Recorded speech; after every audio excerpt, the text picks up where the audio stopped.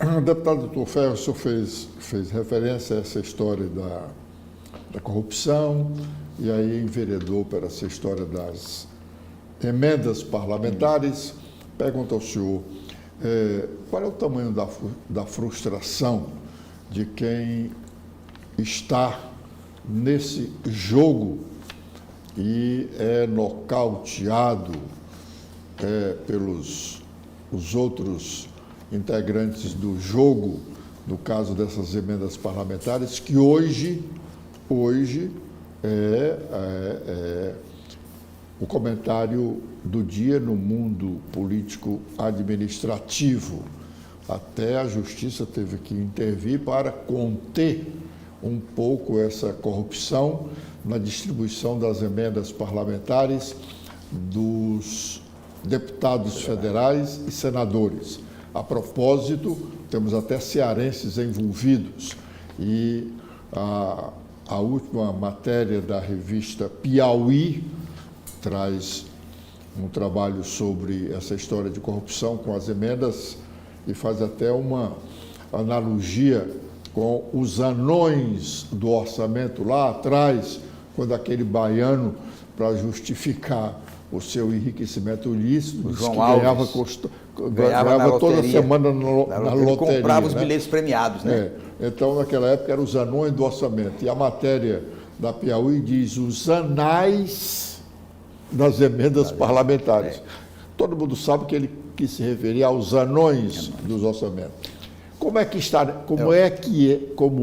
é estar nesse meio? Olha, Edson, tem sentido de 200 bilhões que sobram para o Poder Executivo fazer obras para que ele execute seu orçamento próprio, porque os outros bilhões é para a educação, porque é verba constitucionalmente estabelecida, né? Dinheiro carimbado, educação, saúde e tal, transferência para estados, de 200 bilhões da União que o governo tem para cumprir suas promessas de campanha, 59 bi vai para o Congresso Nacional.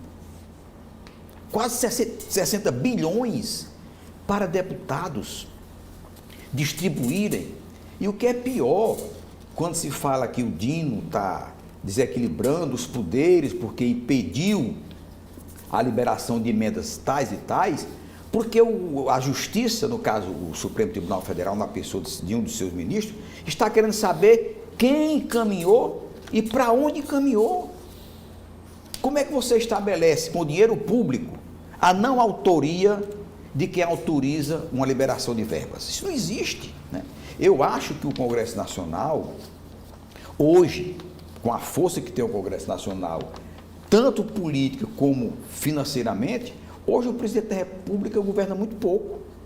Porque você veja que matérias do governo, que o governo teria interesse em aprovar na Câmara Federal e no Senado, o governo sequer tem coragem de mandar porque sabe que não aprova. E quando o governo é obrigado a dar ao parlamento, quantos por cento é? De 200, digamos que fosse 50 bi, era 25%, né? 50 bi seria 25% dos 200 bilhões, ou seja, é um fortalecimento que se faz muito grande de uma casa legislativa, quando a sua função não é essa. A função do legislador não é execução de obras. A função do legislador é colocar no orçamento, que aí sim deva ser impositivo para que o governo execute, independente da linha política daquele parlamentar, se ele é de oposição ou se ele é de situação, se ele é da base ou se é contra, para que o governo se obrigue naquele ano a cumprir aquele orçamento, com aquilo que o parlamento, através do convencimento, aprovou. Mas dá aos deputados o direito de encaminhar recursos como se o executivo fosse, sem ter qualquer responsabilidade sobre a execução da obra, isso eu acho uma degeneração, uma falta de... a função legislativa é uma disfunção. É uma disfunção do poder legislativo. Ele não está como legislativo para execução de obras como se executivo fosse. Mas Me parece que talvez essa não seja o centro dessa corrupção, o fato de o legislativo estar querer distribuir esses recursos, mas mais a falta de ser um cidadão pleno. Primeiro, de ser homem, né? Hoje não pode dizer não, porque senão pode, né, dizer, por que não a mulher? Mas de ser cidadão pleno. Dizer, não existe mais o cidadão pleno, né? Porque eu sou há de se lembrar que quando o senhor entrou na política, não se falava tanto em corrupção quanto se fala hoje. Hoje você tem aqui, no estado do Ceará, deputado federal que no segundo mandato já é rico. E aí é quando diz a revista Piauí, que o deputado vai distribuir a emenda e cobra 15% de comissão da emenda. É um absurdo. E mais, não é só isso, ele tem uma construtora preposta para fazer a obra com o dinheiro daquela emenda. Quer dizer, ele ganha uns 15% direto, ganha não, rouba, e ainda vai ter uma empresa construtora que, se não é dele, é de parente. Na outra ponta está o eleitor que dizem assim, o parlamentar faz isso para juntar dinheiro para o mandato, para uma possibilidade de retorno ao mandato. Aí na outra ponta está a matéria-prima crucial que não poderia se vender, porque não é mercadoria, que se chama eleitor. O eleitor venal, ele é um dos responsáveis como elo dessa corrente de corrupção. Porque o que é que leva um eleitor do interior a votar em alguém que ele nunca viu, apenas pelo vil metal que ele vai receber? Ou ele recebe, ou o líder dele recebe, né? Então você tem a composição, muitas vezes, de casas legislativas, do Congresso Nacional, de assembleias legislativas, de parlamentares que não tinham uma prestação de serviço efetiva e que chegam no parlamento com a compra do mandato, né? E quem viabilizou essa compra? O eleitor. Então, o eleitor, ele, quando fizer um juízo de consciência, ele tem que saber que ele alimenta essa corrupção, porque foi ele que, ser humano, o eleitor e a eleitora, ele, ser humano, se deixou se transformar em 1 quilo de arroz, em 1 quilo de feijão, em 1 quilo de farinha, quando ele vendeu o voto para compor uma casa legislativa. Tanto como Câmara de Vereadores, como Assembleias Legislativas, como Congresso Nacional. Então, o eleitor ele tem que saber muito, ele tem que ter essa consciência. Olha, eu combato a corrupção, mas você foi elo dessa corrente da corrupção quando você vendeu o seu voto. Quando você deu o seu voto sem saber a quem você estava dando no caráter desse candidato, apenas porque ele comprou a sua consciência. E não se compra consciência com dinheiro limpo. Não se compra consciência com dinheiro do seu patrimônio.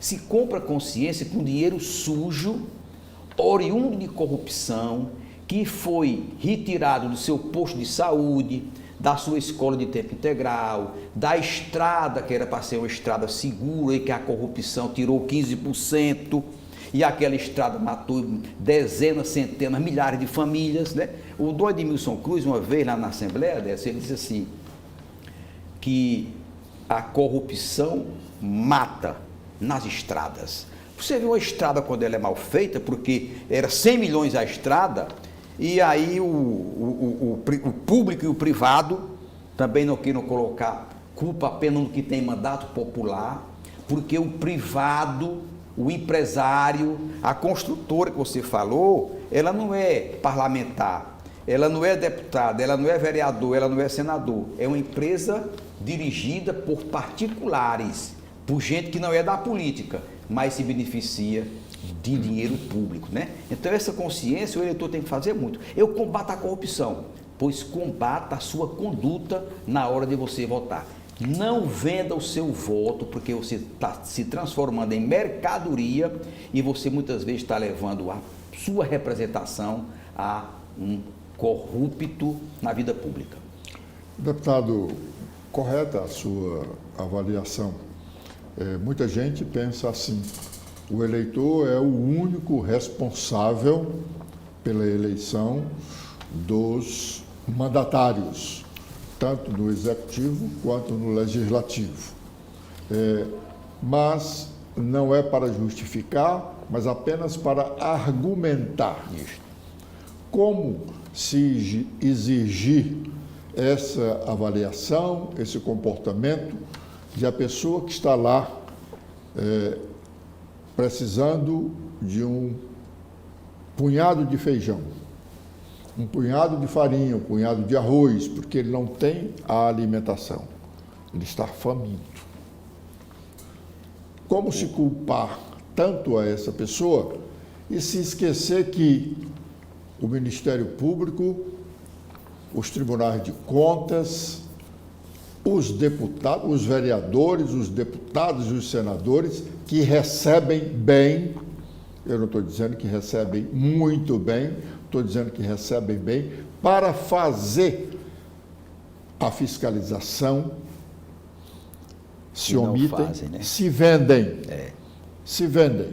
Como o deputado, o estadual, o federal, o senador, o vereador, vendem o seu voto ao governo, porque o governo vai lhe dar 5 cargos comissionados para ele destinar a seus familiares ou a familiares de amigos.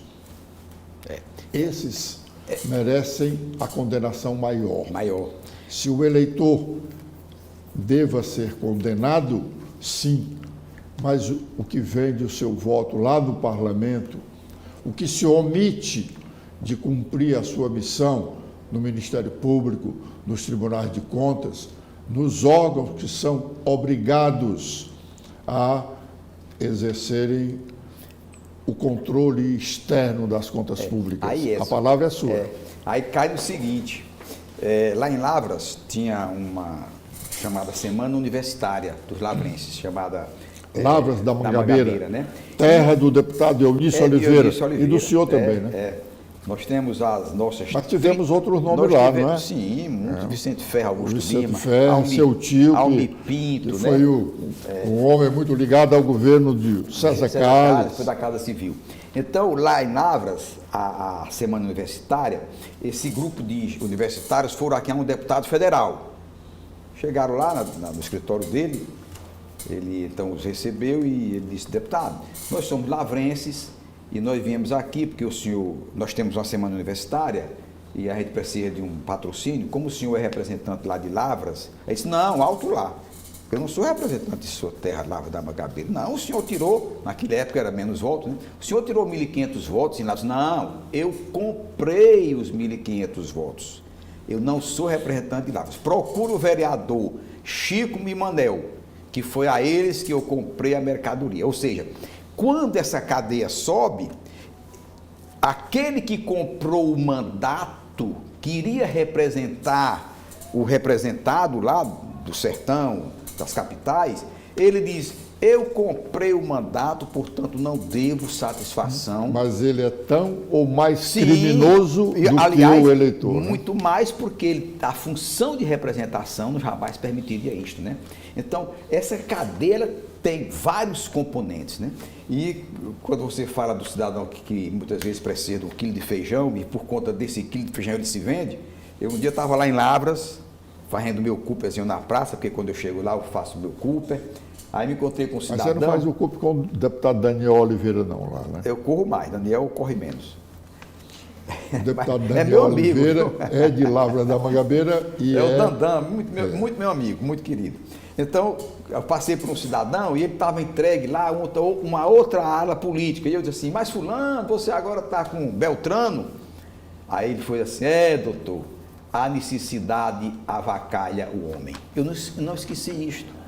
Porque cada que você disse, a necessidade daquele homem honrado, ele teve que se entregar a um líder outro, porque a necessidade o obrigou. Então ele se sente avacalhado. Ele disse: olha, deputado, Heitor, a necessidade avacalha o homem. Ele disse isso, e se conteve, ele baixou o rosto diante do comportamento que ele teve que ter. Mas é como você diz, a necessidade do quilo de feijão.